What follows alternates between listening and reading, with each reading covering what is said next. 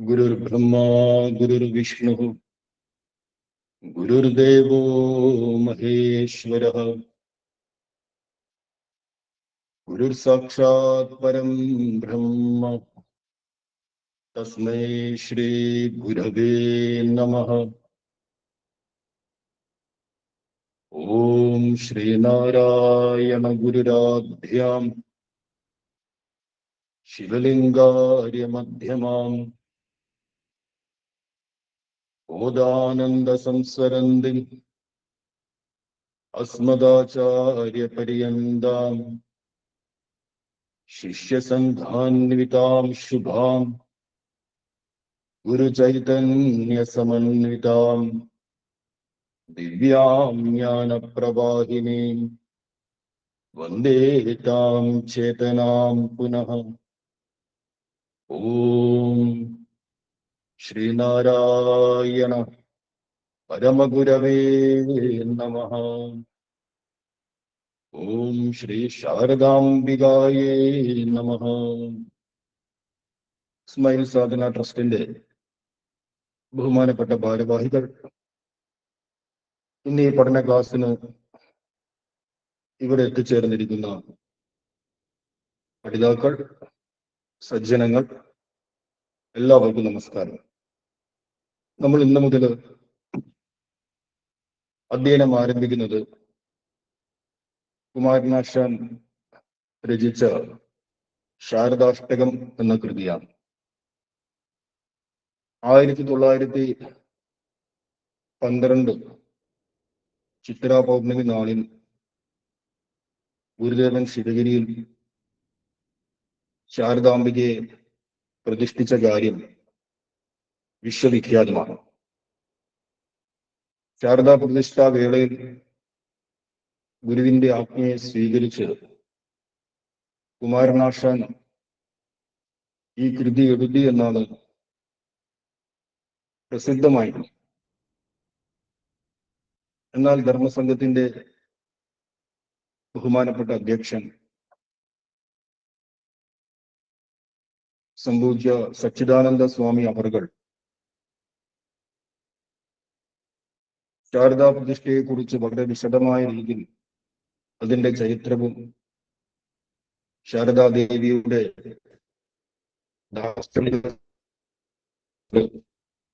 ശിവഗിരി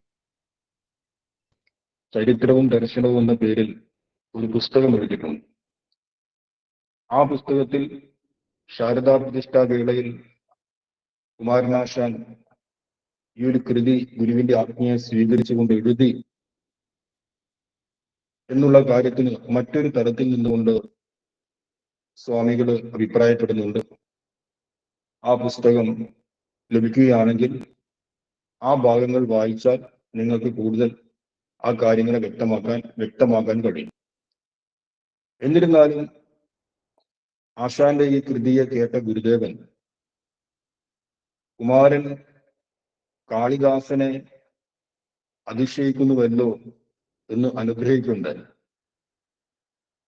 നമ്മുടെ ഭാരതത്തിൽ, അതായത് പൗരാണിക കാലം തൊട്ട് ഇതപര്യന്തം മുന്നോട്ട് പോയിക്കൊണ്ടിരിക്കുന്ന വിദ്വത് പരമ്പരകൾ, ഈ വിദ്വത് പരമ്പരകളിൽ കാളിദാസന്റെ സ്ഥാനം ഏറ്റവും ശ്രേഷ്ഠമായിട്ട് മാനിക്കപ്പെടുന്നു. കാളിദാസനെ പോലെ ഒരു കവി ഇനി ജനിക്കില്ല എന്നാണ് വിദ്വാൻമാർ പറയുന്നത്. അങ്ങനെയുള്ള കാളിദാസനെ പോലും അതിശയിക്കുന്ന രീതിയിലാണ് കുമാരനാശാൻ ഈ ഒരു കൃതിയെ എഴുതിയത് അഥവാ ചമച്ചത് എന്ന് ഗുരു അനുഗ്രഹിക്കണമെങ്കിൽ ഈ കൃതിക്ക് എത്രത്തോളം ആഴവും പരപ്പവും ഉണ്ടാകുമെന്ന് നമുക്ക് ഊഹിക്കാവുന്നതേ ഉള്ളൂ. ആദ്യം നമ്മുടെ മനസ്സിൽ ഈ കൃതി പഠിക്കുമ്പോൾ ഉയരേണ്ട ചോദ്യം എന്നുള്ളത് ആരാണ് ശാരദ എന്നാണ്. ദൈവത്തെ, ഈശ്വരനെ സ്ത്രീഭാവത്തിൽ ആരാധിക്കുന്ന മഹനീയമായ ഒരു സംസ്കൃതിയാണ് നമുക്കുള്ളത്. ആ സംസ്കൃതിയുടെ അടിത്തറയിൽ നിന്നുകൊണ്ട് ആരാണ് ശാരദ എന്നുള്ള ചോദ്യത്തിന്റെ ഉത്തരം തേടി പോവുകയാണെങ്കിൽ ആദ്യം ആ പദത്തിന്റെ പദാർത്ഥത്തെ നമുക്ക് മനസ്സിലാക്കേണ്ടത്. ഏതൊരു പദവും ഉണ്ടാകുന്നത് ഒരു ധാതുവിൽ നിന്നാണ് എന്നുള്ള കാര്യം നമ്മുടെ ഇതിനു മുമ്പുള്ള പഠന ക്ലാസ്സുകളിൽ പങ്കെടുത്തിട്ടുള്ള ബഹുമാനപ്പെട്ട പഠിതാക്കൾ പലപ്പോഴായി കേട്ടിട്ടുണ്ടാകും. ഹിംസായം എന്ന് പറയുന്ന ഒരു ധാതു സംസ്കൃതത്തിലുണ്ട്. എന്നാണ് ആ ധാതുവിന്റെ പേര്. അതിന്റെ അർത്ഥം ഹിംസായം എന്നാണ്. ഹിംസ, ഇല്ലാതാക്കുക, ഹിംസിക്കുക, കൊല്ലുക, നശിപ്പിക്കുക, തകർക്കുക എന്നെല്ലാം അർത്ഥം വരുന്ന എന്ന് പറയുന്ന ധാതുവിൽ നിന്നാണ് വാസ്തവത്തിൽ ശാരദ എന്ന് പറയുന്ന പദം ഉണ്ടായത് എന്ന് നമ്മൾ കേൾക്കുമ്പോൾ അതിശയം തോന്നും. ശാരദാംബിക അല്ലെങ്കിൽ ശാരദ എന്നുള്ള വാക്ക് അറിവിന്റെ പ്രതീകമല്ലേ? അറിവുമായിട്ട് ബന്ധപ്പെട്ട എന്തെങ്കിലുമൊക്കെ ധാത്വർത്ഥമല്ലേ അതിന് വേണ്ടത്? ഹിംസയുമായിട്ട് ബന്ധപ്പെട്ട ധാത്വർത്ഥം എങ്ങനെ വരും എന്നൊക്കെ നമ്മൾ ചിന്തിച്ചേക്കാം. എങ്കിലും കൂടി ധാതുവിന്റെ കൂടെ അതി എന്നുള്ളൊരു പ്രത്യയം ചേർത്ത് കഴിഞ്ഞാൽ ശരത് എന്നുള്ള അർത്ഥം കിട്ടും. ശരത് എന്ന് പറഞ്ഞാൽ നമുക്കറിയാം, നമ്മുടെ കൂട്ടത്തിൽ ഒരുപാട് പേർക്ക് പേരുണ്ട്. ശരത്ത്, ശരത്ത്, ശരത്ത്. ശരത്ത് എന്ന് പറഞ്ഞാൽ മഴക്കാലം കഴിഞ്ഞ് മഞ്ഞുകാലം വരുന്നതിന്റെ ആ ഗ്യാപ്പിലുള്ള ഋതുവിനെയാണ് ശരത്ത് എന്ന് പറയുന്നത്. നമ്മൾ കേരളത്തിൽ ആ ഋതു എത്രത്തോളം അനുഭവപ്പെടുന്നു എന്നറിയില്ല. കേരളത്തിൽ മഴക്കാലവും വേനൽക്കാലവും മാത്രമേ ഉള്ളൂ. എന്നാൽ ഉത്തരഭാരതത്തിൽ മറ്റ് സ്ഥലങ്ങളിലും ഈ ഋതു വ്യക്തമായി അനുഭവപ്പെടും. ഒരു സെപ്റ്റംബർ പകുതി തൊട്ട് നവംബർ പകുതി വരെയുള്ള ആ ഒരു ഗ്യാപ്പിലാണ് കൃത്യമായിട്ട് നമുക്ക് ശരത്കാലത്ത് അനുഭവിക്കാൻ കഴിയും. ഇതേ ധാതുവിനോട് അണു എന്നുള്ളൊരു പ്രത്യേകം ചേർത്താൽ മതി. ശരത്ത് എന്നുള്ള ആ പദത്തോട് അണു എന്നുള്ളൊരു പ്രത്യേകം ചേർത്ത് കഴിഞ്ഞാൽ ശാരദ എന്നായിട്ട് മാറും. ദീർഘമില്ല, ശാരദ. ശാരദ എന്നില്ല, ശാരദ. ശാരദ എന്ന വാക്കിന്റെ അർത്ഥം ശരതി ഭവം എന്നാണ്. ശരത്കാലത്ത് ഉണ്ടായത് എന്നർത്ഥം. അപ്പോ ഭാരതത്തില് ദേവീ പൂജകൾക്കൊക്കെ ഏറ്റവും പ്രാധാന്യമുള്ളത് ശരത്കാലമാണ്. ശാരദീയ നവരാത്രി ആണ് നമ്മുടെ ഏറ്റവും പ്രമുഖമായ നവരാത്രി. നവരാത്രികള് പല പല സമയങ്ങളിൽ ആചരിക്കാറുണ്ട്. നവരാത്രി നമ്മൾ കേൾക്കുമ്പോൾ ഒരൊറ്റ നവരാത്രി മാത്രമേ ഉള്ളൂ എന്ന് കരുതരുത്. പല പല സമയങ്ങളിലും പല പല കാലങ്ങളിലും നവരാത്രി ആചരിക്കാറുണ്ട്. പക്ഷെ ശാരദീയ നവരാത്രിയാണ് ഭാരതത്തിൽ ഏറ്റവും പ്രസിദ്ധമായത്, ഏറ്റവും ദേവീ പ്രാധാന്യമുള്ളത്, പൂജകളുള്ളത്. അപ്പൊ ശരദി ഭവം എന്ന് പറഞ്ഞാൽ ശരത്കാലത്ത് ഉദ്ഭവിച്ചു എന്നർത്ഥം. അതെങ്ങനെയാണ്? അണു എന്നൊരു പ്രത്യേകം ചേർത്ത്. ഇനി വീണ്ടും ടാപ്പ് എന്നുള്ള മറ്റൊരു പ്രത്യേകത, അത് ചേർത്ത് കഴിഞ്ഞാൽ ദീർഘം വരും. അപ്പൊ ശാരദ എന്നായിട്ട് മാറും. ശാരദ. നമുക്ക് എന്നുള്ള ധാതു അതിൽ വിവിധ പ്രത്യയങ്ങൾ ചേർത്ത് അവസാനം ശാരദ എന്നായിട്ട് മാറും. അപ്പൊ സ്ത്രീലിംഗത്തിൽ ശാരദ എന്ന് പറയും.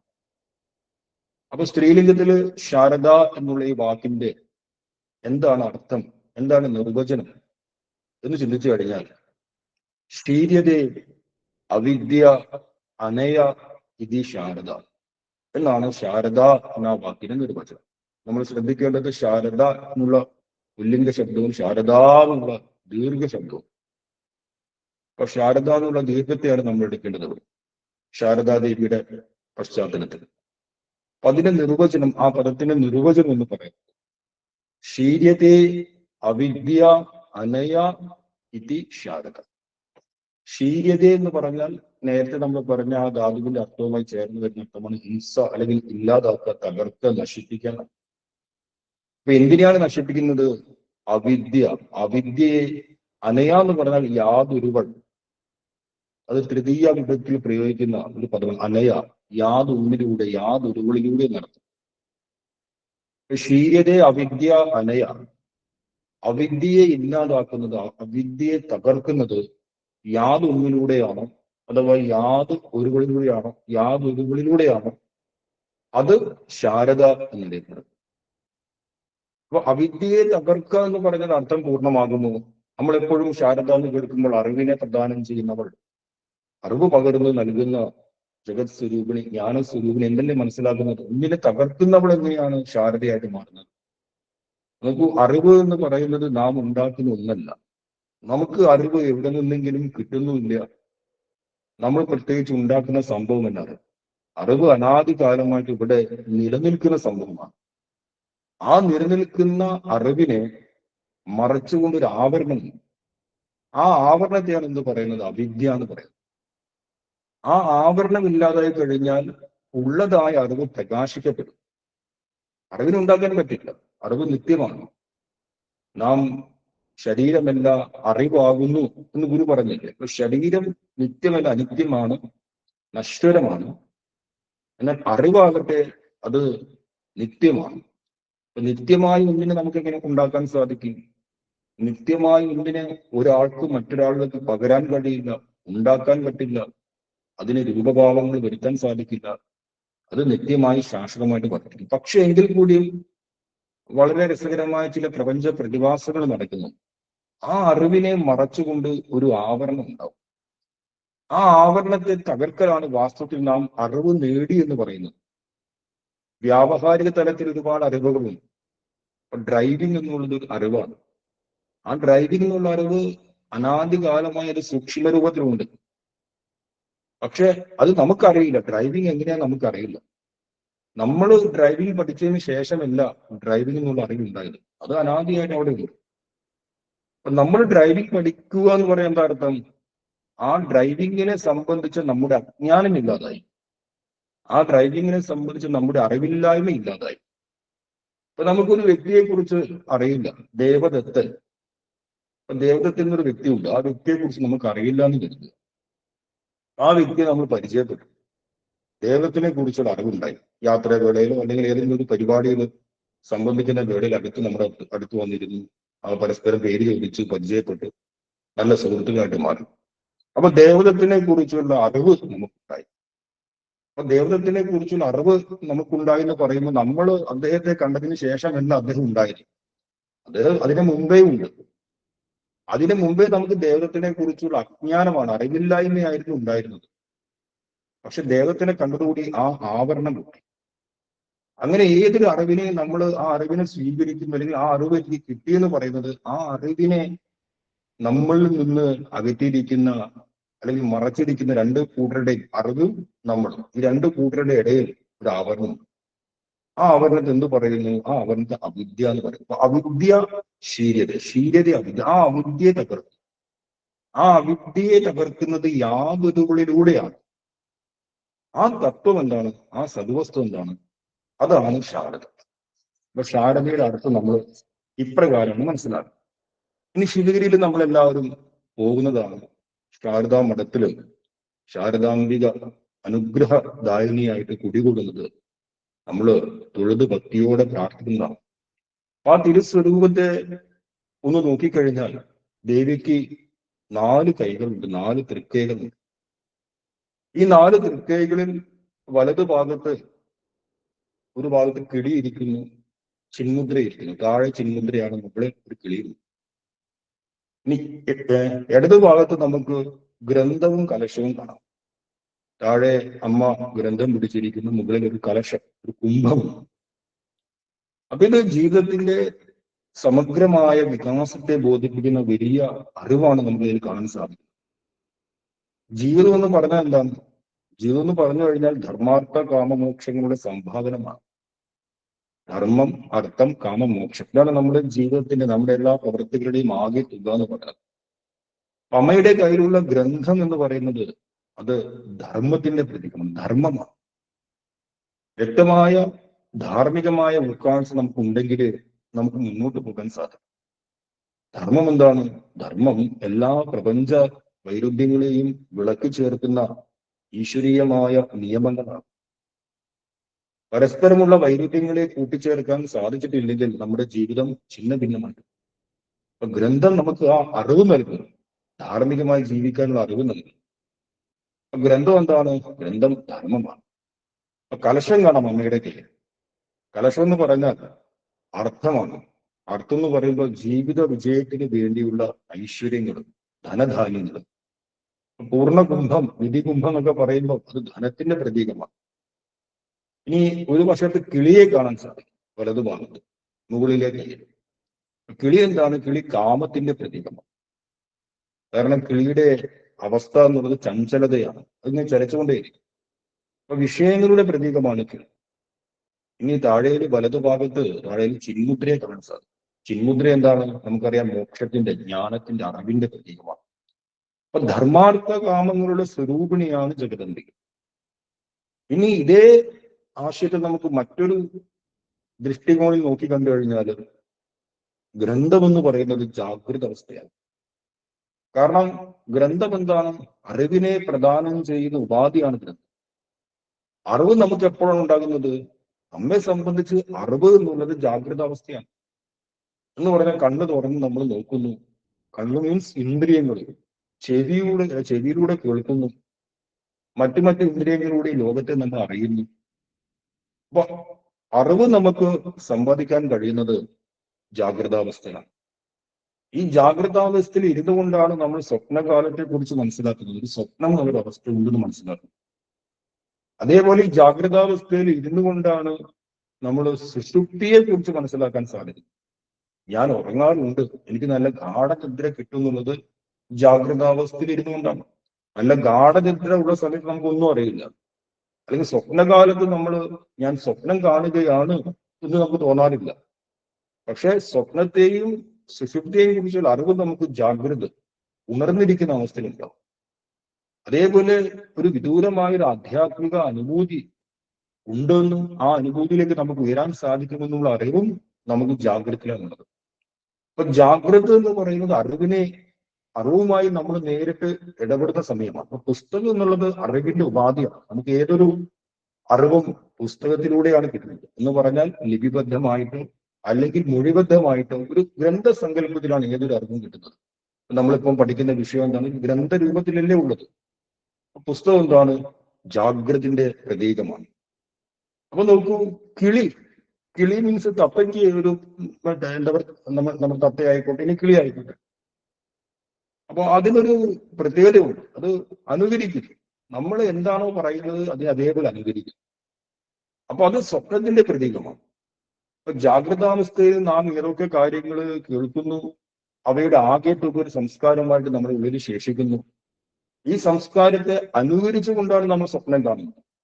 സ്വപ്നകാലത്ത് ബുദ്ധിയുടെ പ്രവർത്തനം വെച്ച് കുറവാണ്, മനസ്സിന്റെ പ്രവർത്തനമാണ് കൂടുതൽ.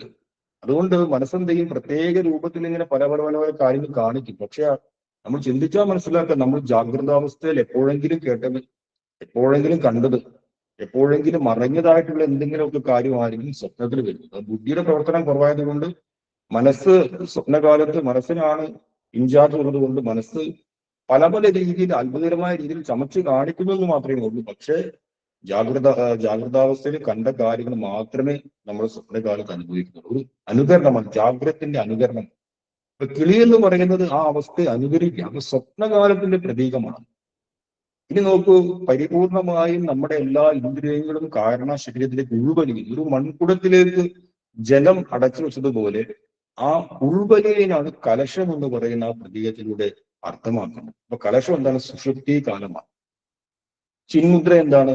ഈ മൂന്ന് കാലങ്ങളെയും ബാധിക്കാതെ സ്വതന്ത്രമായി നിൽക്കുന്ന പരമമായ അവസ്ഥയാണ് മോക്ഷം അഥവാ തുരീയം എന്ന് പറയുന്നത്. തുരീയം ഒരു പ്രത്യേക അവസ്ഥയല്ല, മറിച്ച് ഞാൻ ഉറങ്ങുന്നു, ഞാൻ സ്വപ്നം കാണുന്നു, ഞാൻ ഉണർന്നിരിക്കുന്നു എന്നീ ഈ മൂന്ന് അവസ്ഥകളെയും നിരീക്ഷിക്കണമെന്നുണ്ട്.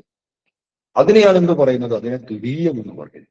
ഇത് ചിന്മുദ്രയുടെ, അമ്മയുടെ കയ്യിൽ ആ വലതു ഭാഗത്ത് താഴെ ഒരു ചിന്മുദ്ര കാണിക്കും. ചിന്മുദ്രയുടെ ലക്ഷ്യം എന്താണ്? ഈ തുരീയ അവസ്ഥ അഥവാ മോക്ഷാവസ്ഥ. അപ്പൊ ആദ്യം നമ്മൾ പറഞ്ഞ ആ വ്യാഖ്യാനം എന്നുള്ളത് നമ്മുടെ വ്യവഹാര ജീവിതത്തിന്റെ അർത്ഥതലത്തിൽ നിന്നുകൊണ്ടാണ് ചിന്തിച്ചത്, ധർമാർത്ഥ കാമ മോക്ഷങ്ങൾ. എന്നാൽ രണ്ടാമത്തെ വ്യാഖ്യാനം കുറച്ചുകൂടി ആഴമേറിയ ദാർശനികമായ ചിന്തയിൽ നിന്നുമാണ് ചിന്തിച്ചത്. എന്ത് പറഞ്ഞാലും അമ്മയുടെ തിരുസ്വരൂപം എന്ന് പറഞ്ഞത് അത് നമുക്ക് ചിന്തിക്കാൻ കഴിയുന്നതിന്റെ അപ്പുറത്ത് അർത്ഥങ്ങളെ ഉൾക്കൊള്ളിക്കുന്ന ഒരു മഹനീയ സ്വരൂപം തന്നെയാണ്. ഇനി നമുക്ക് അധികം ആമുഖമില്ലാതെ നേരിട്ട് ഈ കൃതിയുടെ അർത്ഥത്തിലേക്ക് പോകാം. ഇതിൽ 8 ശ്ലോകമുണ്ട്. അതുകൊണ്ട് അഷ്ടകം എന്ന് പറഞ്ഞു. ഇതിന്റെ സംസ്കൃതം എന്ന് പറഞ്ഞാൽ വളരെ മനോഹരമാണ്. വളരെ മനോഹരം എന്ന് പറയുമ്പോൾ നമുക്ക് ഇത് അതായത് സംസ്കൃത ഭാഷയ്ക്ക് എപ്പോഴും അതിൻ്റെതായ ഒരു ഗരിമയും മഹിമയും ഉണ്ട് എന്ന് നമുക്ക് എല്ലാവർക്കും അറിയാം. പ്രത്യേകിച്ച് വടക്കേന്ത്യയിലൊക്കെ പോയി കഴിഞ്ഞാൽ വടക്കേന്ത്യയിലെ ഗുരുകുലങ്ങൾ. ആ ഗുരുകുലങ്ങളിൽ ആഴമേറിയ സംസ്കൃത കൃതികൾ അവർ പഠിക്കാറുണ്ട്. അപ്പൊ അവിടെയൊക്കെ ഒരാൾക്ക് സംസ്കൃതം അറിയുക എന്ന് പറഞ്ഞാൽ വലിയൊരു കാര്യമാണ്. സംസ്കൃത വിദ്വാൻമാരെ വലിയ രീതിയിൽ മാനിക്കുന്ന ഒരു സമൂഹം.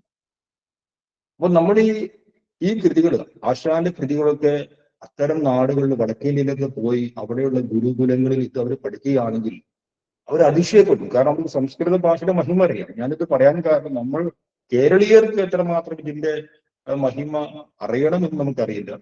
പക്ഷെ മറ്റ് സ്ഥലങ്ങളിൽ സംസ്കൃതത്തിന്റെ പ്രാധാന്യവും ആഴവും അറിയുന്നതുകൊണ്ട് ഇങ്ങനെയൊക്കെ കവിതകൾ ഉണ്ടായിട്ടുണ്ട് എന്ന് അവരെങ്ങാനും മനസ്സിലാക്കി കഴിഞ്ഞാൽ അവരാകെ അതിശയപ്പെടും. കാരണം ഒരു മനുഷ്യബുദ്ധിക്ക് സാധിക്കാത്ത രീതിയിലാണ് ഇതിന്റെ വാക്യങ്ങളെ ആശാൻ ചമച്ചത്. ഇത്രയ്ക്കും ഓരോ പദത്തിന്റെയും സൗന്ദര്യം, ഓരോ പദത്തിന്റെയും പ്രയോഗ രീതി അതിഗംഭീരം. അപ്പൊ ഒന്നാമത്തെ ശ്ലോകം, ഈ ശാരദാഷ്ടകം രണ്ടെണ്ണം ഉണ്ട്. രണ്ടെണ്ണം ആശാൻ തന്നെ എഴുതിയാണ്. പക്ഷെ ഇതാണ് വളരെ പ്രസിദ്ധമാണ്.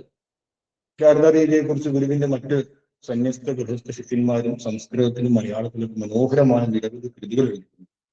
ആ കൂട്ടത്തിൽ ഏറ്റവും പ്രസിദ്ധമായ കൃതികളിൽ ഒന്നിതാണ്. അടുത്തത് ഗുരുദേവൻ തന്നെ എഴുതിയ ജനനി നവമഞ്ജരിയാണ് ഏറ്റവും പ്രസിദ്ധമായത്. അതോടൊപ്പം തന്നെ ഈ കൃതിയും പ്രസിദ്ധമായിട്ട് സജ്ജനങ്ങൾ മനസ്സിലാക്കുന്നുണ്ട്. ഒന്നാമത്തെ ശ്ലോകം എന്ന് പറയുന്നത്, ഇപ്പോൾ നന്നായിട്ട് പാട്ട് പാടാനൊക്കെ അറിയുന്ന ആൾക്കാർക്ക് ഈ കൃതിയെ മനോഹരമായിട്ട് ഈണത്തിൽ പാടാൻ സാധിക്കും. വാപ്യവാങ്മയമിതം ജഗത്സ്ഥിത വ്യാതനോത്തു മമ ദേവതാശ്രയം കാപ്പി ഹസ്തപരിവാദിനി ഗളത് കാക്കളീലയ കലാകുതൂഹല. ഇതിൽ പ്രത്യേകിച്ച് നമ്മൾ ഒരുപാട് തിരിച്ചെഴുതാനൊന്നുമില്ല. ഏതാണ്ട് അത് വായിക്കുമ്പോൾ തന്നെ നമുക്ക് അതിന്റെ വാചകം മനസ്സിലാവും. വാപ്യവാങ്മയമിതം ജഗത്സ്ഥിത വ്യാതനോത്തു മമ ദേവതാശ്രയം കാപ്പി ഹസ്ത പരിവാദിനികള കാക്കളീലയ കലാകുതൂഹല. ഇതാണ് ഒന്നാമത്തെ ശ്ലോകം. അപ്പൊ ഏതൊരു ശ്ലോകവും നമ്മൾ കിട്ടിക്കഴിഞ്ഞാൽ നമ്മുടെ അടുത്ത് ആ ശ്ലോകത്തെ തുറക്കുക എന്നുള്ളൊരു പ്രക്രിയയാണ്. അപ്പൊ അത് തുറക്കാനുള്ള ഒരു ശ്ലോകത്തിന്റെ അർത്ഥം തുറക്കാനുള്ള താക്കോലാണ് അതിന്റെ ക്രിയാപദം എന്ന് പറയും. അതിനൊരു വേർബ് ഉണ്ടാവും. ക്രിയാപദം എന്ന് പറഞ്ഞാൽ വേർബ. ആ വേർബ് കിട്ടിക്കഴിഞ്ഞാൽ പിന്നെ നമുക്ക് പെട്ടെന്ന് അർത്ഥങ്ങൾ മനസ്സിലാക്കാൻ സാധിക്കും. ഇവിടെ എന്താണ് വേർബ്? ഇവിടെ ക്രിയ എന്നുള്ളത് വ്യാതനോതു എന്നുള്ള വാക്ക്. ആ ശ്ലോകത്തില് വ്യാതനോതു എന്നുള്ള വാക്ക് നിങ്ങൾ ശ്രദ്ധിച്ചാൽ കാണാൻ സാധിക്കും.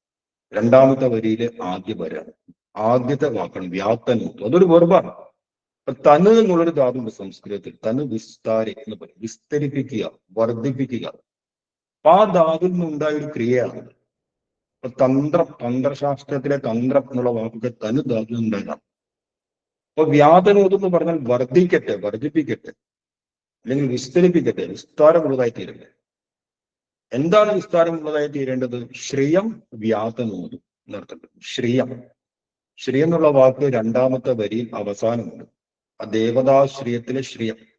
സംസ്കൃത ശ്ലോകങ്ങളിൽ അത് എഴുതുന്ന ഗ്രന്ഥകാരൻ സൗകര്യത്തിനനുസരിച്ച് വാക്കുകളെ പല ഭാഗത്തായിട്ട് വെക്കും. നമ്മൾ തന്നെ പിറക്കി ഒരേ ലൈനിൽ അതിനെ ക്രമീകരിക്കണം. അതിനെയാണ് അന്വയം എന്ന് പറയുന്നത്. അപ്പൊ ആ അന്വയത്തിലേക്കുള്ള സ്റ്റെപ്പാണ് നമ്മൾ എടുക്കുന്നത്. വ്യാതനോതു ശ്രിയം വ്യാതനോതു എന്ന് പറഞ്ഞാൽ ശ്രിയം മീൻസ് ഐശ്വര്യങ്ങൾ, അനുഗ്രഹങ്ങൾ, അഭിവൃദ്ധികൾ ഒക്കെ വർദ്ധിക്കട്ടെ. ആരുടെ ശ്രിയം വാദനോതു എന്ന് പറഞ്ഞു കഴിഞ്ഞാൽ വീണ്ടും നമുക്ക് നോക്കാം. മമ എന്നുള്ളൊരു പദമാണ്. മമ എന്നതിൽ എന്റെ, അല്ലെങ്കിൽ എനിക്ക്. മമ ശ്രിയം വ്യാതനോതു എന്ന് പറഞ്ഞാൽ എന്റെ അനുഗ്രഹങ്ങൾ, ഐശ്വര്യങ്ങളൊക്കെ വർദ്ധിക്കട്ടെ, അല്ലെങ്കിൽ വർദ്ധിപ്പിക്കട്ടെ. എന്റെ ഐശ്വര്യങ്ങളും അനുഗ്രഹങ്ങളൊക്കെ ആരാണ് വർദ്ധിപ്പിക്കുന്നത്? നോക്കൂ, ദേവത എന്നുള്ളൊരു വാക്ക് നോക്കൂ. അവിടെ ദേവതാശ്രയത്തിലെ ദേവത കാണാം. ദേവത മമ ശ്രിയം വ്യാതുന്നു. ദേവത എന്റെ അനുഗ്രഹത്തെ, എന്റെ ഐശ്വര്യത്തെ വർദ്ധിപ്പിക്കട്ടെ. ഇതാണ് അർത്ഥം. ദേവത എന്റെ അനുഗ്രഹത്തെ, മീൻസ് എന്റെ ഐശ്വര്യത്തെ വർദ്ധിപ്പിക്കട്ടെ. അപ്പൊ ഈ ഒന്നാമത്തെ ശ്ലോകത്തിൽ ശാരദ എന്നുള്ള പദമില്ല. അപ്പൊ ആ പദത്തിന്റെ സ്ഥാനത്താണ് നമ്മൾ ദേവത എന്നുള്ള പദത്തെ മനസ്സിലാക്കുന്നത്. അപ്പം അവിടെ ദേവത എന്ന് പറഞ്ഞിരിക്കുന്നത് ശാരദാദേവിയാണ്. ദേവത മമ ശ്രിയം വ്യാപനോതു. ദേവത മീൻസ് ശാരദാംബിക എന്റെ ഐശ്വര്യത്തെ വർദ്ധിപ്പിക്കട്ടെ എന്ന് പറയും. അപ്പൊ സാധാരണഗതിയിൽ നമ്മൾ അന്വയം ചെയ്യുമ്പോൾ, അപ്പോ സ്ത്രീലിംഗമാണെങ്കിൽ സാ ദേവത എന്ന് കാണാം. ആ ദേവത, സാ ശാരദ, ആ ശാരദ എന്ന് കാണാം. ഇവിടെ സാന്നില്ല, മറിച്ച് മറ്റൊരു പദമാണുള്ളത്. അതാണ് കാപ്പി എന്ന് കാണാം. മൂന്നാമത്തെ വരിയിൽ ആദ്യത്തെ പദം കാപ്പി. ക പ്ലസ് അബിയാണ് കാപ്പി. ക പ്ലസ് അബിയാണ് കാപ്പി. കാപ്പി എന്ന് പറഞ്ഞാൽ അത് സാമാന്യമായിട്ട് സംസ്കൃതത്തിൽ പറയാ ആരോ ഒരാണ്. നമുക്ക് ആ വ്യക്തിയെ കുറിച്ച് അറിയില്ല, നമ്മൾ അറിയാത്ത ഒരാളെ കുറിച്ച് നമ്മൾ സൂചിപ്പിക്കരുത്. അങ്ങനെ ഒരാൾ എന്നോട് ഇങ്ങനെ ഒരു കാര്യം പറഞ്ഞു എന്ന് പറയുന്നത്. അപ്പൊ അങ്ങനെ ഒരാള് അല്ലെങ്കിൽ യാതൊരുവൾ എന്നൊക്കെ സൂചിപ്പിക്കാനാണ് കാപ്പി എന്ന് വെക്കുന്നത്. അപ്പൊ കാപ്പി എന്ന് പറഞ്ഞാൽ ഇവിടെ മനസ്സിലാക്കേണ്ടത് ആ ശാരദാംബിക അനിർവചനീയയാണ് എന്ന് ദ്യോതിപ്പിക്കാൻ വേണ്ടി ആശാൻ ആ വാചകം അവിടെ പ്രയോഗിച്ചതാണ്. അപ്പൊ നമുക്ക് എങ്ങനെ അതിനെ മൊത്തത്തിൽ ചേർത്ത് മനസ്സിലാക്കാം? ആദ്യത്തെ വരിയെ കാപ്പി ദേവത മമ ശ്രിയം വ്യാപനോത്. ആ അനിർവചനീയ സ്വരൂപിണിയായ ദേവത എന്റെ ഐശ്വര്യത്തെ വർദ്ധിപ്പിക്കട്ടെ. ഇതാണ് ഫസ്റ്റ് വാചകം. ആ വാചകം നമ്മൾ നോട്ടിൽ ഇങ്ങനെ എഴുതി വെച്ചാൽ മതി. ക്ലാസ് കഴിഞ്ഞ് ഇതിന്റെ വീഡിയോ അവൈലബിൾ ആകുമ്പോൾ നമുക്ക് എഴുതി വെക്കാം. കാപ്പി ദേവത മമ ശ്രിയം വ്യാപനം. ആ ദേവത അല്ലെങ്കിൽ അനിർവചനീയായ, അനിർവചനീയ എന്നുള്ളത് നമ്മൾ ആ പദത്തിന്റെ ഡയറക്റ്റ് അർത്ഥമല്ല. ഡയറക്റ്റ് അർത്ഥം അങ്ങനെ ഒരാൾ എന്നാണ്. നമുക്ക് അറിയാൻ കഴിയാത്ത, എന്നാൽ ഉണ്ട് നമുക്ക് 100% വിശ്വാസമുള്ള ആ ഒരു ദേവത. അങ്ങനെയുള്ള ദേവത എന്റെ ഐശ്വര്യത്തെ വർദ്ധിപ്പിക്കട്ടെ. ഇതൊന്നാമത്തെ വാചകം. ഇനി അടുത്ത വാചകം എന്താണ്? അടുത്ത വാചകം ഈ ദേവതയുടെ വിശേഷണമായിരിക്കും. എപ്പോഴും ആ കർത്താവിന്റെ വിശേഷണമായിരിക്കും മറ്റെല്ലാം തന്നെ. നമ്മളിത് ഗുരുപുഷ്പാഞ്ജലിയുടെ ധ്യാന ശ്ലോകം പഠിക്കുന്ന വേളയിൽ ഈ പ്രക്രിയ ചിന്തിച്ചിരുന്നു. അപ്പൊ ദേവതയുടെ വിശേഷണമാണ് അടുത്തത്. അപ്പൊ ദേവതയ്ക്ക് ഇവിടെ ആശാൻ 2 വിശേഷണം കൊടുത്തിട്ടുണ്ട്. 2 എന്താ പറയാ, ഒരു ഒന്നൊന്നര വിശേഷണം എന്ന് പറയും. പ്രൗഢഗംഭീരമായ വിശേഷം. ഒന്നാമത്തെ വിശേഷണമാണ് ഇതം ജഗത് വാങ്മയം വാക്യസ്ഥിതി. ഈ ലോകത്തെ വാങ്മയ രൂപത്തിൽ വ്യാപിച്ചു നിലകൊള്ളുന്നവൾ അഥവാ സ്ഥിതി ചെയ്യുന്നവൾ. ഇതാണ് ഒന്നാമത്തെ വിശേഷണം. ഇതം ജഗത് വാങ്മയം വാപ്യസ്ഥിതം. ഈ ലോകത്തെ വാങ്മയ രൂപത്തിൽ വ്യാപിച്ചു നിലകൊള്ളുന്നവൾ അഥവാ സ്ഥിതി ചെയ്യുന്നവൾ. അതായത് ഈ ലോകത്തിൽ അക്ഷരസ്വരൂപിണിയായി അറിവിന്റെ രൂപത്തിൽ വ്യാപിച്ച് സ്ഥിതി ചെയ്യുന്നവൾ എന്നർത്ഥം. അപ്പൊ ആ വിശേഷണം ചേർത്താണ് പിന്നീട് നമ്മൾ പദത്തെ പൂർത്തീകരിക്കേണ്ടത്. അപ്പൊ നമുക്ക് എങ്ങനെ മനസ്സിലാക്കാം? ഇതം ജഗത് വാങ്മയം വാപ്യസ്ഥിത കാപ്പി ദേവത മമ ശ്രിയം വ്യാപനോതു. ഈ ലോകത്തെ വാങ്മയ സ്വരൂപത്തിൽ വ്യാപിച്ച് നിലകൊള്ളുന്ന ആ ദേവത എനിക്ക് എന്റെ അനുഗ്രഹങ്ങളെ, എന്റെ ഐശ്വര്യങ്ങളെ വർദ്ധിപ്പിക്കും.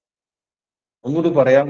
ഈ ജഗത്തിൽ വാങ്മയ രൂപത്തിൽ, ഇതം ജഗത്ത് എന്ന് പറയുമ്പോൾ അതിന് കൃത്യമായ വിഭക്തിയർത്ഥം ഈ ലോകത്തെ എന്നാണ്. നമ്മൾ പറയാൻ വേണ്ടി ഈ ലോകത്തിൽ എന്ന് പറയണം, മനസ്സിലാക്കാൻ വേണ്ടി. അപ്പൊ ഈ ലോകത്തില് വാങ്മയ രൂപത്തിൽ, അക്ഷരസ്വരൂപനെ അറിവിന്റെ രൂപത്തിൽ വ്യാപിച്ച് സ്ഥിതി ചെയ്യുന്ന ആ ദേവത എന്റെ ഐശ്വര്യത്തെ വർദ്ധിപ്പിക്കട്ടെ. അപ്പൊ വിശേഷണം ചേർത്ത് ആ വാക്യത്തെ പൂർത്തീകരിച്ചു. അപ്പൊ ഇതില് രണ്ടാമത് ഒരു വിശേഷണം കൂടി. രണ്ടാമത്തെ വിശേഷണമാണ് അടുത്ത വരി. അപ്പൊ പദത്തെ നമുക്ക് അങ്ങനെ തന്നെ എടുക്കാം. കാരണം അതിൽ പ്രത്യേക അതിന്റെ ക്രമത്തെ മാറ്റേണ്ട കാര്യമില്ല. അതിന്റെ ആ പദത്തിൽ തന്നെ ആ ക്രമമുണ്ട്. എന്താണ് ആ പദം? ആ വാചകം ഹസ്തപരിവാദിനി കാക്കിളീലയ കലാ കുതൂഹല. കുതൂഹല, കുതൂഹല എന്ന് പറഞ്ഞാൽ അഭിരമിക്കുന്നവൾ, ആസ്വദിക്കുന്നവൾ, അതിയായ താല്പര്യത്തോടു കൂടിയവൾ. ഇതാണ് കുതൂഹല എന്നുള്ള വാക്കിനർത്ഥം. എന്തിനോടാണ് ദേവിക്ക് അതിയായ താല്പര്യമുള്ളത്, ആസ്വാദനമുള്ളത്? ആ ഹസ്ത പരിവാദിനി. പരിവാദിനി എന്ന് പറഞ്ഞാൽ വീണയാണ്. വീണ എന്ന് പറഞ്ഞാൽ എല്ലാ വീണയും പരിവാദിനി എന്ന് പറയില്ല. സപ്തതന്ത്രി ഉള്ള വീണ, 7 തന്ത്രികളുള്ള വീണയാണ് പരിവാദിനി എന്ന് പറയുന്നത്. അപ്പൊ കയ്യിലെ വീണിൽ നിന്ന് പ്രസരിക്കുന്ന കാക്കളിയിലെ, കാക്കളി എന്ന് പറഞ്ഞാൽ മധുരമായ, കയ്യിലെ വീണിൽ നിന്ന് പ്രസരിക്കുന്ന ആ മധുരമായ നാദത്തിൽ ലയിച്ച് ആ കലയിൽ അഭിരമിക്കുന്നവൾ എന്നർത്ഥം. അതൊരു വിശേഷണം. ദേവി എന്തിനാണ് അഭിരമിക്കുന്നത്? ദേവിയുടെ കയ്യിൽ ഒരു വീണയുണ്ട്. അപ്പൊ ആ വീണയിൽ നിന്ന് അതിമനോഹരമായ ഒരു സ്വരം ഇങ്ങനെ പുറത്തേക്ക്, ഇപ്പൊ ഗളത്ത് എന്നുള്ള പദയിൽ കാണാം. പരിവാദിനി ഗളത്ത്. ഗളത്ത് എന്ന് പറഞ്ഞാൽ നമ്മൾ മലയാളത്തില് നിർഗളിക്കുക എന്നൊക്കെ പറയുമല്ലോ. പുറത്തേക്ക് ഒഴുകുക എന്ന് പറയും, പ്രസരിക്കുക എന്ന് പറയും. അപ്പൊ ദേവിയുടെ കയ്യിലുള്ള ആ വീണ, ആ വീണയിൽ നിന്ന് മധുരമായ സ്വരം പുറത്തേക്ക് പ്രസരിക്കുന്നു. ആ സ്വരത്തെ ദേവി തന്നെ ആസ്വദിക്കുന്നു. അതിൽ ദേവി അത്യധികമായി അഭിരമിക്കുന്നു. ഇവിടെ നമുക്ക് ചിന്തിക്കേണ്ടുന്ന ഒരു വിഷയം എന്ന് പറയുന്നത്, അത് നമ്മളിപ്പോൾ ആ ആശയത്തെ പറയുന്നില്ല, പക്ഷെ നമുക്ക് മനനത്തിന് വേണ്ടി എല്ലാവർക്കും സ്വയം ചിന്തിക്കാം. ഗുരുദേവൻ പ്രതിഷ്ഠിച്ച ശാരദാംബികക്ക് വാസ്തവത്തിൽ കയ്യിൽ വീണയില്ല. വീണയുണ്ടോ? ഇല്ലല്ലോ. നമ്മൾ നേരത്തെ ചർച്ച ചെയ്ത 4 ഉപാധികളാണ് അമ്മ തിരുസ്വരൂപത്തിൽ ധരിച്ചിരിക്കുന്നത്. വീണ എവിടുന്ന് വന്നു? വീണ എവിടുന്ന് വന്നു എന്നുള്ളത് മുന്നോട്ടുള്ള ക്ലാസ്സിൽ നമുക്ക് ഇതിന്റെ അടുത്ത ശ്ലോകങ്ങൾ ചിന്തിക്കുമ്പോൾ കൂടുതൽ മനസ്സിലാവും. അപ്പൊ കയ്യിൽ ഉള്ള ആ വീണ, സപ്തതന്ത്രികളാകുന്ന വീണ, ആ വീണ മീട്ടുമ്പോഴുള്ള ശ്രുതിമധുരം, അതിമനോഹരമായ ശ്രുതിമധുരം, ആ ശ്രുതിമധുരമാകുന്ന കലയെ ആസ്വദിക്കുന്നവൾ, ആ കലയിൽ അഭിരമിക്കുന്നവൾ എന്നും ഒരു വിശേഷണം. അപ്പൊ നമുക്ക് എങ്ങനെയാണ് പദത്തെ പൂർണ്ണമായിട്ട് പറയാൻ സാധിക്കുക? അതായത് ഹസ്തപരിവാദിനി കാകിളിയിലയ കലാകുതൂഹല, കയ്യിലെ വീണയിൽ നിന്ന് പ്രസരിക്കുന്ന നാദത്തിൽ ലയിച്ച് ആ കലയിൽ അഭിരമിക്കുന്ന, ഈ ലോകത്ത് അറിവിന്റെ സ്വരൂപിണിയായി വ്യാപിച്ച് സ്ഥിതി ചെയ്യുന്ന ആ ശാരദാദേവി എന്റെ ഐശ്വര്യത്തെ വർദ്ധിപ്പിക്കട്ടെ. ഇതാണ് ഒന്നാമത്തെ ശ്ലോകത്തിന്റെ അർത്ഥം. ഇതില് അവസാനം പറഞ്ഞ വിശേഷണത്തെ വേണമെങ്കിൽ നമുക്ക് വീണ്ടും സ്പ്ലിറ്റ് ചെയ്യാം. ഒന്ന്, കയ്യിൽ ഉള്ള വീണയിൽ നിന്ന് വരുന്ന നാദത്തിൽ ലയിച്ചിരിക്കുന്നവളും കലയിൽ അഭിരമിച്ചിരിക്കുന്നവളും. കലാകുതൂഹല എന്നുള്ള വാക്കിനെ നമ്മൾ ഒറ്റ പദമാക്കി അങ്ങോട്ട് മാറ്റി പറയാം. പക്ഷെ അങ്ങനെ പറഞ്ഞു കഴിഞ്ഞാൽ ഇതൊരു പൂർണ്ണത കിട്ടില്ല. കാരണം കലാകുതൂഹല എന്നുള്ള ഒരു സ്വതന്ത്ര പദമല്ല ഇവിടെ. കുതൂഹല എന്ന് പറഞ്ഞാൽ അഭിരമിക്കുന്നവൾ, ആസ്വദിക്കുന്നവൾ. എന്തിനെ ആസ്വദിക്കുന്നു മുന്നോട്ട് ആശ തന്നെ പറഞ്ഞിട്ടുണ്ട്. ഹസ്തപരിവാദിനി ഗളത് കാക്കിളിയിലയ കലാകുതൂഹല, തന്റെ കയ്യിലുള്ള വീണയിൽ നിന്നുള്ള മധുരമായ നാദത്തെ ആസ്വദിച്ച് അഭിനയിക്കുന്നവർ. ഇതാണ് ഒന്നാമത്തെ ശ്ലോകത്തിന്റെ അർത്ഥം. അപ്പൊ ഞാൻ ഒന്നും കൂടി അതിന്റെ അർത്ഥം പറഞ്ഞുതരാം.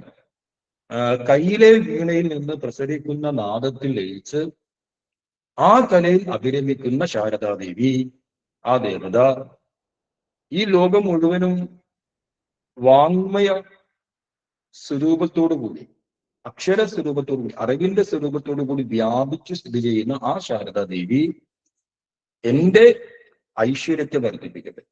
ചുരുക്കി പറഞ്ഞാൽ ഈ 2 വിശേഷണങ്ങളാൽ യുക്തയായ ശാരദാദേവി എന്റെ ഐശ്വര്യത്തെ വർദ്ധിപ്പിക്കട്ടെ എന്നാണ് ഒന്നാമത്തെ ശ്ലോകത്തിന്റെ താല്പര്യം. അപ്പൊ ഇതില് അതിമനോഹരമായ ഒരു ദാർശനിക സത്യം ഉൾക്കൊണ്ടിട്ടുണ്ട്. നമ്മൾ നേരത്തെ പറഞ്ഞു, ആശാൻ എന്ന് പറയുന്നത് കവിയാണ്. കവി എന്ന് മാത്രമല്ല, നമുക്ക് സംസ്കൃത ഭാഷയിൽ ഇത്രയും വിദ്വാനാകുക എന്ന് പറഞ്ഞാൽ അത് ചിന്തിക്കാൻ പറ്റാത്ത കാര്യമാണ്. 2, ഈ കൃതിയിൽ ആശാൻ വേദാന്ത ദർശനത്തിന്റെ ഉന്നത സത്യങ്ങൾ ആവിഷ്കരിച്ചിട്ടുണ്ട്. ഈ 2 വിശേഷണം നമ്മൾ ചിന്തിച്ചു കഴിഞ്ഞാൽ, ഈ 2 വിശേഷണം എന്താണ് വാസ്തവത്തിൽ? ഭാരതീയ ദർശനങ്ങളിലെ ശബ്ദബ്രഹ്മം, നാദബ്രഹ്മം എന്നീ 2 ആശയങ്ങൾ നമുക്ക് ഇതിൽ കാണാൻ സാധിക്കും. ഇപ്പൊ വാങ്മയ സ്വരൂപത്തിൽ വ്യാപിച്ചിരിക്കുന്നവൾ എന്ന വിശേഷണം ശബ്ദബ്രഹ്മത്തെയും, വീണാനാദത്തെ ആസ്വദിക്കുന്നവൾ എന്ന വിശേഷണം നാദബ്രഹ്മത്തെയും സൂചിപ്പിക്കുന്നു. 2 ഒരേ ഒരു സത്യമാണ്. പക്ഷേ നാദബ്രഹ്മം എന്നുള്ള ആ വേദാന്ത ദർശനത്തിന്റെ ആ ഉദ്ഘോഷണത്തെ, നാദബ്രഹ്മത്തെ സൂചിപ്പിക്കാനാണ് 2ാമത്തെ വിശേഷണം. സ്വന്തം വീണ, ആ വീണയുടെ മധുരമായ സ്വരം ആസ്വദിക്കുന്നവൾ. ശബ്ദബ്രഹ്മത്തെ സൂചിപ്പിക്കാനാണ് അറിവിന്റെ സ്വരൂപിണിയായി വ്യാപിച്ചിരിക്കുന്നവൾ എന്ന് ആശാൻ പറഞ്ഞിരിക്കുന്നു. അപ്പൊ ഈ ശബ്ദബ്രഹ്മത്തെയും നാദബ്രഹ്മത്തെയും നമുക്ക് അതിന്റെ പ്രക്രിയ വളരെ കഠിനമാണ്. പക്ഷെ സരളമായിട്ട് മനസ്സിലാക്കാൻ ഒരു ഉദാഹരണം ചേർത്ത് കഴിഞ്ഞാൽ നമുക്ക് ഈ ആശയത്തെ സരളമായിട്ട് മനസ്സിലാക്കാൻ സാധിക്കും. എന്താണ് ഉദാഹരണം? ഒരു മൺകുടക്കാരന്റെ ഉദാഹരണം. മൺകുടക്കാരൻ എന്ന് പറഞ്ഞാൽ മൺപാത്രങ്ങൾ ഉണ്ടാക്കുന്ന ഒരു വ്യക്തി, മൺകുടക്കാരൻ. അപ്പോ മൺകുടക്കാരൻ ഒരിക്കലും ഇങ്ങനെ ചുമ്മാ അങ്ങനെ ഇരിക്കുകയാണ്, ഗാഠമായി ഇരിക്കാൻ, പെട്ടെന്ന് അദ്ദേഹത്തിന്റെ ഉള്ളില് എന്തോ ഒരു ഉണർവുണ്ട്. എന്താണ് ഉണർവെന്ന് പറഞ്ഞാൽ ഒരു നിർമ്മിതി ഉണ്ടാക്കണം, എന്തെങ്കിലുമൊക്കെ ഉണ്ടാക്കണം. കാരണം അദ്ദേഹം ഓൾറെഡി ഒരു എന്താ പറയാ, ഇത്തരം പാത്രങ്ങളൊക്കെ ഉണ്ടാക്കുന്ന വ്യക്തിയാണ്. അതുകൊണ്ട് പെട്ടെന്നൊരു തോന്നൽ എന്തെങ്കിലുമൊക്കെ ഒന്ന് ഉണ്ടാക്കണം എന്നുള്ള ഒരു സ്പന്ദനം അദ്ദേഹത്തിനുള്ളിലുണ്ടായി. അപ്പൊ ആ മൺകുടക്കാരന്റെ ഉള്ളിൽ ആദ്യമായി ഉണ്ടായ സൃഷ്ടിപരമായ ആ സ്പന്ദനമുണ്ട്. ആ സ്പന്ദനത്തിൽ നമുക്ക് എന്ത് പറയാം? നാദബ്രഹ്മം എന്ന് പറയാം. ഈ ജഗത്ത്, ഈ പ്രപഞ്ചം ഉണ്ടാകുന്നതിന് മുമ്പ് ഈ പ്രപഞ്ചമായി, ജഗത്തായി ഇതിനെ ആവിഷ്കരിക്കണം, ഇതിന് വികാസം പ്രാപിക്കണം എന്നുള്ള ആദ്യ സ്പന്ദനമുണ്ടല്ലോ. ആദ്യ സ്പന്ദനമില്ലാതെ ഒരു വികാസം പ്രാപിക്കില്ലല്ലോ. ആ ആദ്യ സ്പന്ദനത്തിൽ യാതൊരു കലർപ്പും ഉണ്ടാകും. സ്പന്ദനം എന്ന് പറയുമ്പോൾ രണ്ട് വസ്തുക്കൾ വേണം. രണ്ട് വസ്തുക്കളുടെ കൂട്ടിമുട്ടൽ അല്ലെങ്കിൽ രണ്ട് പദാർത്ഥങ്ങളുടെ കൂട്ടിമുട്ടലാണ് സ്പന്ദനമായിട്ട് മാറും. പക്ഷെ ഇത് അങ്ങനെയൊന്നല്ല. ഇത് ആദ്യമായിട്ട് ആ ഒരു എങ്ങനെയാ ഒരു മൺകുടക്കാരൻ ഒരു പാത്രം ഉണ്ടാക്കണം എന്നുള്ള ഫസ്റ്റ് തോട്ട് പെട്ടെന്ന് വരുന്നത്, അതേപോലെ ഈ ജഗത്തായിട്ട് മാറണം, ജഗത്തിനെ നിർമ്മിതി ചെയ്യണമെന്നുള്ള ഫസ്റ്റ് തോട്ടിന് ആ ഫസ്റ്റ് സ്പന്ദനത്തെയാണ് എന്ത് പറയുന്നത്, നാദബ്രഹ്മം എന്ന് പറയുന്നത്. ഞാനിത് ഈ ഉദാഹരണം കൊണ്ട് പറഞ്ഞാൽ ഉദാഹരണം നമുക്ക് ഒരിക്കലും പൂർണ്ണമല്ല, എങ്കിലും ഏകദേശം മനസ്സിലാകാൻ പറ്റും. അങ്ങനെ ഒരു ഫസ്റ്റ് തോട്ട് അയാളുടെ ഉള്ളിൽ ഉണ്ടായി. അയാളുടെ ഉള്ളിൽ ഉണ്ടായി കഴിഞ്ഞാൽ പിന്നെ എന്താ ഉണ്ടാവുന്നത്? പിന്നെ ഉണ്ടാകുന്നത് മൺകുടമല്ല. മൺകുടം ഉണ്ടാക്കണമെന്നുള്ള ആദ്യ സ്പന്ദനം ഉണ്ടായി കഴിഞ്ഞാൽ പിന്നീട് ഉണ്ടാകുന്നത് മൺകുടമല്ല, മറിച്ച് മൺകുടത്തിന്റെ ഒരു ബ്ലൂ പ്രിന്റ് അയാളുടെ മനസ്സിലുണ്ടാകും, ഒരു ഡിസൈൻ ഉണ്ടാകും. ആ ഡിസൈൻ ഇല്ലാതെ, ആ ബ്ലൂ പ്രിന്റ് ഇല്ലാതെ മൺകുടം ഒരിക്കലും ഉണ്ടാകില്ല. നമ്മൾ ഒന്ന് സൂക്ഷ്മതയിൽ നമ്മൾ ചിന്തിച്ചു കഴിഞ്ഞാൽ, നമ്മൾ സാമ്പാർ ഉണ്ടാക്കുന്നു. സാമ്പാർ ഉണ്ടാക്കുന്ന ഫസ്റ്റ് സ്പന്ദനത്തിൽ എന്ത് പറയാം? നാദബ്രഹ്മം എന്ന് പറയാം. പക്ഷെ ആ ഫസ്റ്റ് സ്പന്ദനം കഴിഞ്ഞിട്ട് നേരെ സാമ്പാർ ഉണ്ടാവില്ല, മറിച്ച് ആ സാമ്പാർ നമ്മുടെ മനസ്സിലുണ്ടാകും. മനസ്സിൽ ഉണ്ടായതിനു ശേഷമേ അത് പുറത്ത് ഒരു പദാർത്ഥമായിട്ട് രൂപം കൊടുക്കും. അപ്പൊ മനസ്സിൽ ഉണ്ടായിട്ടുള്ള ആ ബ്ലൂ പ്രിന്റിനെയാണ് എന്ത് പറയുന്നത്? ശബ്ദബ്രഹ്മം എന്ന് പറയുന്നത്. ആ ബ്ലൂ പ്രിന്റാണ് അറിവ്. ഈ ജഗത്തിൽ നമ്മൾ ഈ ജഗത്തിനെ നോക്കുമ്പോൾ, ഈ ജഗത്തിനെ കാണുമ്പോൾ, ഈ ജഗത്തിന്റെ ഓരോ അണുവിന് പുറകിലും ഒരു ഡിസൈൻ ഉണ്ട്, അഥവാ അറിവുണ്ട്. അതിനെ ഉണ്ടാക്കിയ ഒരു ഡിസൈൻ, ഒരു അറിവ് ഓരോ അണുവിന് പുറകിലും, ഏതൊരു പദാർത്ഥത്തിന്റെ പുറകിലും ഒളിഞ്ഞു വരുന്നു. ആ അറിവിന് എന്ത് പറയാം? ആ അറിവിനെ നമുക്ക് ശബ്ദബ്രഹ്മം എന്ന് പറയാം. അത് ജഗത്ത് മുഴുവൻ വ്യാപിച്ചിരിക്കാം. ഒന്നുകൂടി പറഞ്ഞാൽ, നമ്മൾ ഉണ്ടാക്കിയ ഒരു സാമ്പാർ, നമ്മൾ ഉണ്ടാക്കിയ സാമ്പാറിന്റെ, നമ്മൾ ആ സാമ്പാറിനെ നോക്കുമ്പോൾ ആ സാമ്പാർ സ്ഥൂല രൂപത്തിൽ ഉണ്ടായതുപോലെ തന്നെ സൂക്ഷ്മമായൊരു ബ്ലൂ പ്രിന്റ് നമ്മുടെ അന്ധകരണത്തിൽ ഉണ്ടായിട്ടുണ്ട്. ബ്ലൂ പ്രിന്റ്, ആ ബ്ലൂ പ്രിന്റ് ആണ് സ്ഥൂലമായ ഒരു മാനിഫെസ്റ്റേഷനിലേക്ക് വന്നത് പിന്നീട്. പക്ഷെ ആ ബ്ലൂ പ്രിന്റ് നേരത്തെ ഉണ്ട്. അങ്ങനെ നമ്മൾ ഏത് വസ്തുവിനെ നോക്കിയാലും ആ വസ്തുവിന്റെ ഒരു ബ്ലൂ പ്രിന്റ് അവിടെ ഉണ്ടാകും. ആ ബ്ലൂ പ്രിന്റിന് ശേഷമാണ് ആ വസ്തു ഉണ്ടാകുന്നത്. ഒരു പുസ്തകം നോക്കിക്കോളൂ, ഒരു ഫോൺ നോക്കി, ഈ ഫോൺ ഒരു ഡിസൈനറുടെ മനസ്സിലാണ് ആദ്യം ഉണ്ടായത്. ഒരു കാറ് ഡിസൈനറുടെ മനസ്സിലാണ് ആദ്യം ഉണ്ടായത്. ഏതൊരു വസ്തുവും ഡിസൈനറുടെ മനസ്സിലാണ് ഉണ്ടായത്. അതെന്തായിരിക്കും? അത് അറിവായിരിക്കും. ഡിസൈനറുടെ മനസ്സിലുണ്ടായ ആ ബ്ലൂ പ്രിന്റ് എന്ന് പറയുന്നത് അറിവാണ്. അപ്പൊ ഈ പ്രപഞ്ചത്തെ മുഴുവൻ നോക്കിക്കഴിഞ്ഞാലും ഈ പ്രപഞ്ചത്തിന്റെ ബ്ലൂ പ്രിന്റ് എന്ന് പറയുന്നത് ഇവിടെ വ്യാപിച്ചിരിക്കുന്നു. എങ്ങനെ വ്യാപിച്ചിരിക്കുന്നു? അറിവായിട്ട്. ആ അറിവില്ലെങ്കിൽ ഒരിക്കലും നമ്മൾ കാണുന്ന പ്രപഞ്ചം ഉണ്ടാകില്ല. അപ്പൊ നമുക്ക് എങ്ങനെ മനസ്സിലാക്കാൻ സാധിക്കും ഈ ആശയത്തെ? അതായത് ഒരു മൺകുടക്കാരന്റെ ഉള്ളിൽ അദ്ദേഹം വെറുതെ ഒരു മരത്തിൽ കഴിഞ്ഞാൽ ചാരി ഇരിക്കുക, ഒരു മരത്തിൽ ചുമ്മാ അങ്ങനെ ചാരി ഇരുന്ന് കാറ്റുകൊണ്ടിരിക്കുമ്പോൾ പെട്ടെന്ന് അദ്ദേഹത്തിന്റെ മനസ്സിൽ ഒരു സ്പന്ദനം ഉണ്ടാകാൻ, ആ സ്പന്ദനത്തെ നാദബ്രഹ്മം എന്ന് പറയും. എന്നാൽ ആ സ്പന്ദനം പിന്നീട് അദ്ദേഹത്തിന്റെ മനസ്സിൽ ഒരു നിർമ്മിതിയുടെ ബ്ലൂ പ്രിന്റിനെ ഉണ്ടാക്കി. അത് മൺകുടമാകാം, ചട്ടയാകാം, കലമാകാം, എന്തുമാകാം. ആ ബ്ലൂ പ്രിന്റ് എന്താണ്? ആ ബ്ലൂ പ്രിന്റ് ആണ് ശബ്ദബ്രഹ്മം. ശബ്ദബ്രഹ്മം പിന്നീട് ഒരു മൺകുടമായി രൂപാന്തരം പ്രാപിച്ചു. അപ്പൊ ഏതൊരു മൺകുടത്തിന്റെ പുറകിലും ഒരു ബ്ലൂ പ്രിന്റ് ഉണ്ട്. ഈ ആശയമാണ് നമ്മൾ പിടിക്കേണ്ടത്. നമ്മൾ കാണുന്ന ഏതൊരു സ്ഥൂല പദാർത്ഥത്തിന്റെ പുറകിലും ആ സ്ഥൂല പദാർത്ഥം ഉണ്ടാകുന്നതിന് മുമ്പ് അതിനെ ഡിസൈൻ ചെയ്ത ഒരു ബ്ലൂ പ്രിന്റ് അവിടെ എവിടെയോ ഉണ്ട്. അങ്ങനെയാണെങ്കിൽ ഈ കാണപ്പെടുന്ന പ്രപഞ്ചം, ഈ പ്രപഞ്ചത്തിന്റെ ബ്ലൂ പ്രിന്റ് എവിടെയാണ്? ഈ പ്രപഞ്ചത്തിന്റെ ബ്ലൂ പ്രിന്റ് എന്നുള്ളത് പ്രപഞ്ചത്തിലാകെ സൂക്ഷ്മ രൂപത്തിൽ വ്യാപിച്ചിട്ടുണ്ട്. അത് അറിവാണ്. കാരണം ഒന്നിനെ ഉണ്ടാക്കണമെങ്കിൽ തത്സംബന്ധിയായ അറിവ് വേണം. സാമ്പാറിനെ ഉണ്ടാക്കണമെങ്കിൽ സാമ്പാറിനെ കുറിച്ചുള്ള വ്യക്തമായ അറിവ് വേണം. ആ അറിവ് നമ്മുടെ അന്ധകരണത്തിൽ ബ്ലൂ പ്രിന്റിലുണ്ട്. അതേപോലെ ഈ പ്രപഞ്ചം നമ്മൾ കാണുമ്പോൾ കൃത്യമായ രീതിയിൽ ഇതിനെ ക്രമീകരിച്ചിട്ടുണ്ട്. കൃത്യമായ രീതി. നമുക്ക് ഇതിന്റെ ജാമിതീയ നിർമ്മിതി, ഇതിന്റെ ഓരോ ഇലകള്, ഇതിന്റെ ഓരോ രീതികൾ കൃത്യമായിട്ട് ആരാണ് ഡിസൈൻ ചെയ്തത്? ഒരു അറിവില്ലാത്ത വ്യക്തിക്ക് ഇത് ഡിസൈൻ ചെയ്യാൻ സാധിക്കും. മാത്രമല്ല ഓരോ വ്യവസ്ഥയുടെ പുറകിലും ഒരു അനുകമ്പ, ഒരു കമ്പാഷൻ നമുക്ക് കാണാൻ സാധിക്കും. ഇപ്പൊ നമ്മൾ ഭൂമിയിലെ മനുഷ്യന്മാർ ജീവിക്കുന്നു, ഭൂമിയിലെ മനുഷ്യന്മാരൊക്കെ ജീവിക്കുന്നു. മനുഷ്യന്റെ ശരീരത്തിന് ഇത്ര താപനില മാത്രമേ താങ്ങാൻ കഴിയൂ, സഹിക്കാൻ കഴിയൂ, നമുക്ക് എല്ലാവർക്കും അറിയാം. ഒരു 150 ഡിഗ്രി ചൂടിൽ നമുക്ക് ജീവിക്കാൻ പറ്റുമോ? വേറെ യാതൊരു ഉപകരണവും ഇല്ലാതെ സ്വാഭാവികമായ അന്തരീക്ഷത്തിൽ 150 ഡിഗ്രി ചൂടിൽ മനുഷ്യൻ ജീവിക്കാൻ പറ്റില്ല. 150 എന്ന് പറയുന്ന ഒരു 35 ഡിഗ്രി ആയതിന് നമ്മൾ ആകെ പൊള്ളും, അയ്യോ ചൂടെന്ന് പറയും. 40 ഡിഗ്രി ആയാലും 50 ഡിഗ്രി ആയാലും 50 ഡിഗ്രിയൊക്കെയുള്ള സ്ഥലങ്ങളൊക്കെ എന്നും ഭൂമിയിലുണ്ട്.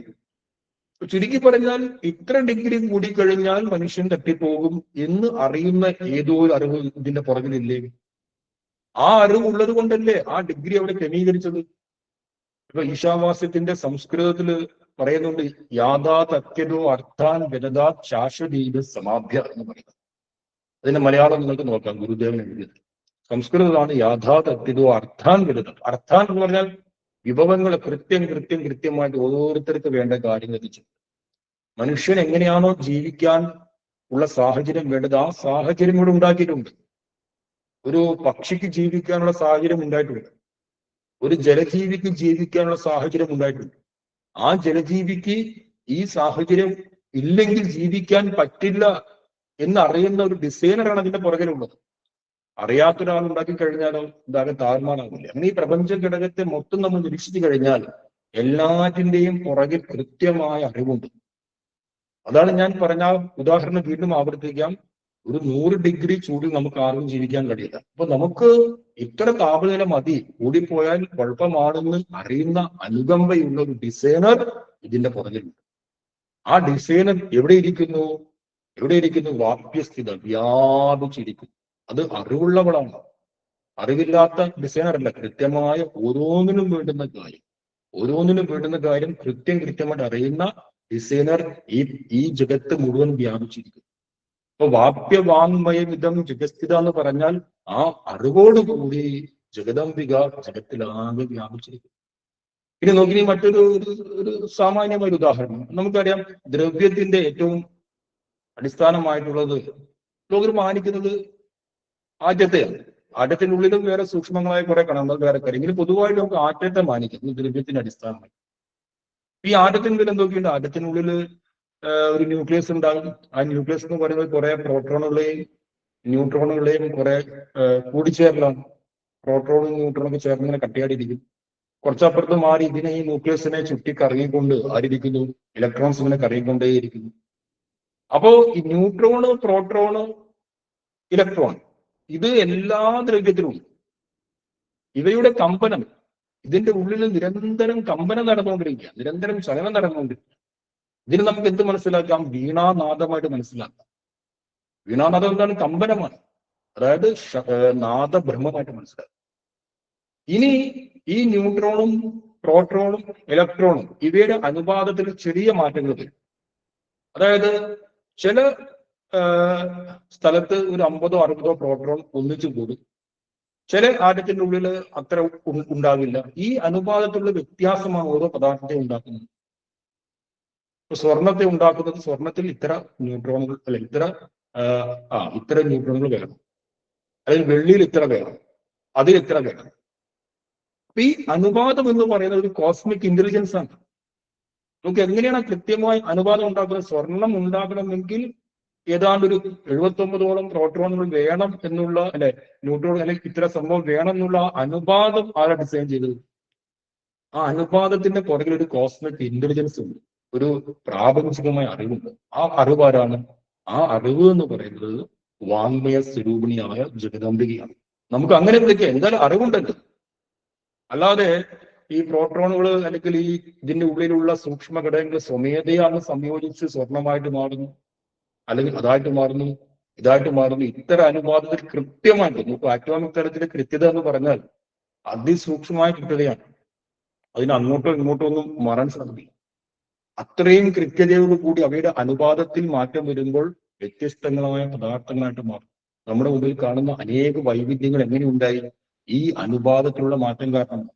ഇപ്പൊ കമ്പനം സൂക്ഷ്മ രൂപത്തിൽ ഏകമാണ്. എല്ലാ ദ്രവ്യങ്ങളിലും ഒരേ ഇലക്ട്രോൺ, ഒരേ ന്യൂട്രോൺ, ഒരേ പ്രോട്ടോൺ.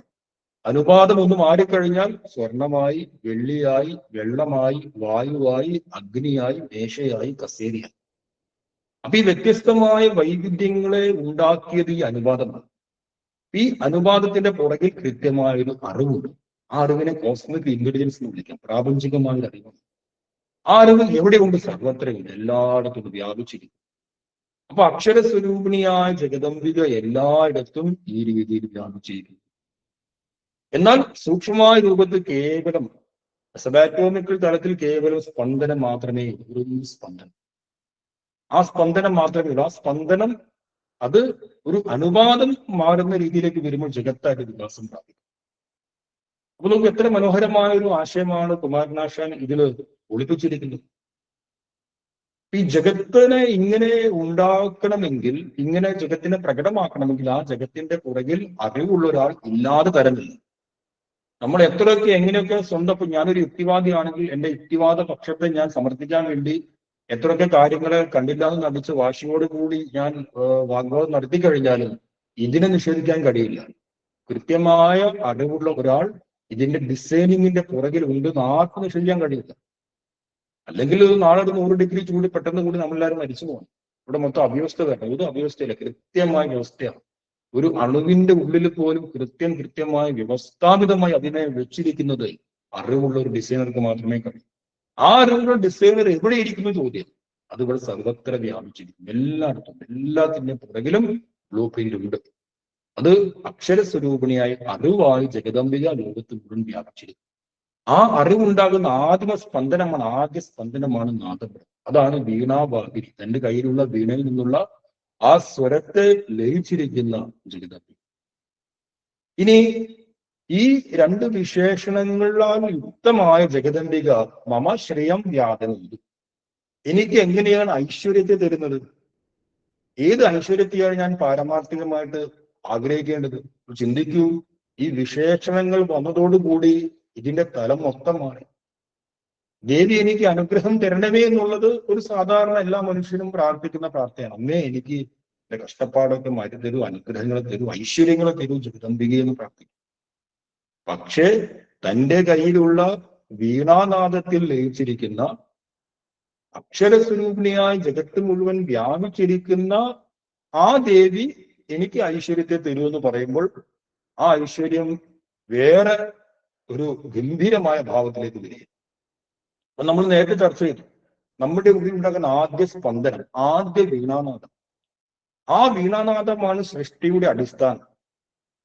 നമ്മൾ ഈ ലോകത്തിന്റെ സൃഷ്ടിപരമായ കാര്യങ്ങൾക്കൊന്നും പോകണ്ട. നമ്മുടെ ജീവിതത്തിനെ നോക്കി, നമ്മുടെ ജീവിതത്തിൽ നമ്മുടെ ഉള്ളിലുണ്ടായ സ്പന്ദനങ്ങൾ, ഹസ്തപരിവാദിനി, നമ്മളെല്ലാവരും ഉള്ളിലൊരു വീണ വെച്ച് വായിച്ചുകൊണ്ടിരിക്കുന്നു.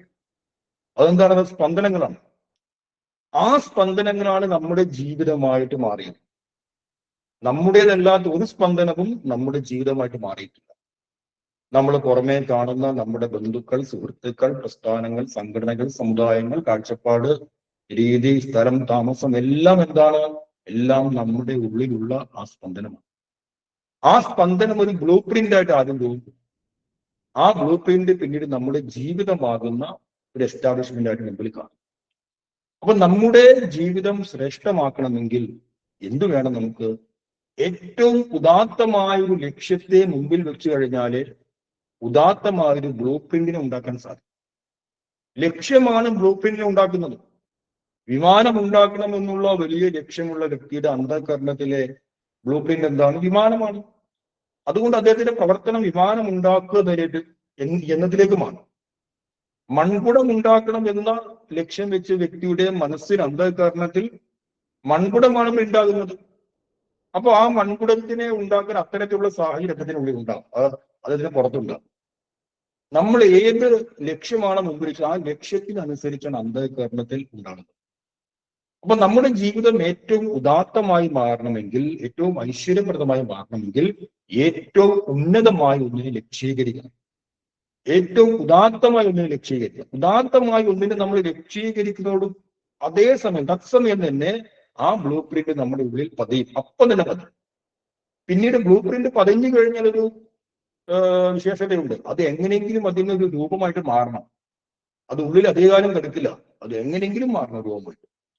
അതുകൊണ്ട് വളരെ ശ്രദ്ധിക്കേണ്ടത് ഈ ബ്ലൂ പ്രിന്റ് പതിക്കുന്ന സമയത്താണ് വളരെ ശ്രദ്ധിക്കേണ്ടത്. ഏത് പ്രിന്റാണോ പതിപ്പിക്കുന്നത് അത് പുറത്തേക്ക് അതേപോലെ ഇന്നല്ലെങ്കിൽ നാളെ, അല്ലെങ്കിൽ മറ്റന്നാള്, അല്ലെങ്കിൽ അതിന്റെ പിറ്റേന്ന്, അല്ലെങ്കിൽ 31-ാം തീയതി, അല്ലെങ്കിൽ 32-ാം തീയതി, ഏതെങ്കിലും തീയതി അത് പ്രകടമാകുന്നുള്ളത് 100%. പ്രിന്റ് പതിഞ്ഞോ അത് പ്രകടമാകും, നമ്മുടെ ജീവിതമായിട്ട്. അപ്പൊ ഏറ്റവും ഉന്നതമായ, ഏറ്റവും ഉദാത്തമായ ലക്ഷ്യം എന്താണ്? ശാരദാംബിക തന്നെയാണ്. ശാരദാംബികയെ നാം ലക്ഷ്യമാക്കുമ്പോൾ നമ്മുടെ ഉള്ളിൽ ഉദാത്തമായൊരു സ്പന്ദനമാണ് ഉണ്ടാകുന്നത്. ആ സ്പന്ദനത്തെ സാക്ഷാത്കരിക്കാൻ വേണ്ടിയായിരിക്കും പിന്നീട് നമ്മുടെ ജീവിതത്തിന്റെ പ്രവർത്തനം ഉണ്ടാവുക. ആ പ്രവർത്തനത്തിന്റെ ആകെ തുക നമുക്ക് എന്ത് പറയാം? ധാർമ്മികമായ, ധർമ്മയുക്തമായ ജീവിതം എന്ന് പറയാം. അപ്പൊ നോക്കൂ, ഏറ്റവും രസകരമായ ഒരു കാര്യം നമ്മൾ നേരത്തെ പറഞ്ഞു, ശീര്യതേ അവിദ്യ അനയം. അവിദ്യയെ ഇല്ലാതാക്കുന്നവളാണ് ശാരദാംബിക. പക്ഷെ ഏറ്റവും വലിയ രസം പറയും, അറിവ് എന്ന് പറഞ്ഞ് നമ്മുടെ മുമ്പിൽ നിൽക്കുന്ന സദ്വസ്തുവിനെ നമ്മളിൽ നിന്ന് മറയ്ക്കുന്ന അറിവിന്റെ അവിദ്യാ സ്വരൂപിണിയായിട്ടും ചിലപ്പോൾ ജഗദംബിക വരും. കാരണം ബ്രഹ്മാശ്രിതമായിരുന്ന ശക്തിയാണ് മായ എന്ന് പറയും. നമ്മൾ ദർശനമാലയിൽ മായാ ദർശനത്തിൽ ആശയം വിശദമായി പഠിച്ചിട്ടുണ്ട്. അതേ മായ തന്നെയാണ്. നോക്കൂ, അതേ ശാരദാംബിക തന്നെയാണ് അറിവിനെ ചിലപ്പോൾ നമ്മളിൽ നിന്ന് മറയ്ക്കുന്നു എന്ന രീതിയിൽ മായാ സ്വരൂപിണിയായിട്ട് വരും. അപ്പൊ ഒരേ ഒരു വഴിയേ ഉള്ളൂ, ആ മായാ സ്വരൂപിണി സ്വമേധയാ വഴിമാറി കഴിഞ്ഞാൽ നമ്മൾ രക്ഷപ്പെടും.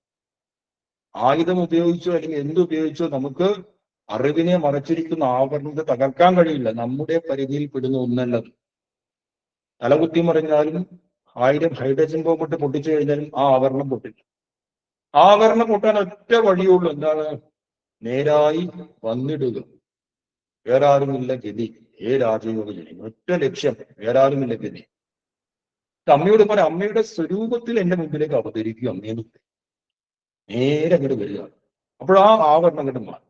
ആവരണം മാറിക്കഴിഞ്ഞാൽ, കാരണം അമ്മയുടെ കൃപയില്ലാതെ, ജഗദംബികയുടെ കൃപയില്ലാതെ ഈ ആവരണം മാറില്ല. ആവരണമായിട്ട് നമ്മുടെ മുമ്പിൽ ലീലയാടുന്നതും ജഗദംബിക തന്നെയാണ്. അപ്പോൾ അമ്മയെ ലക്ഷ്യമാക്കി വെച്ച് അമ്മയുടെ അനുഗ്രഹം നേടിയെടുത്തു കഴിഞ്ഞാൽ, അതാണ് ദേവി ഉപാസനയുടെ വലിയൊരു പ്രാധാന്യം. എത്രത്തോളം തിരുസ്വരൂപത്തെ നമ്മൾ ധ്യാനിക്കുന്നു, അമ്മയുടെ നാമത്തെ ജപിക്കുന്നു, മുഴുകുന്നു, അത്രത്തോളം നമ്മുടെ മുമ്പിൽ ആവരണത്തെ അമ്മ തന്നെ സ്വമേധയാ ഇല്ലാതാക്കി.